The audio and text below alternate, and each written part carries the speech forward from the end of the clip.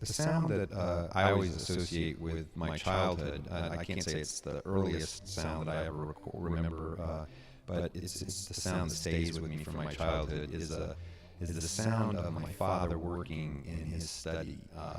His study was above my bedroom, And I could hear him at night as I was falling asleep.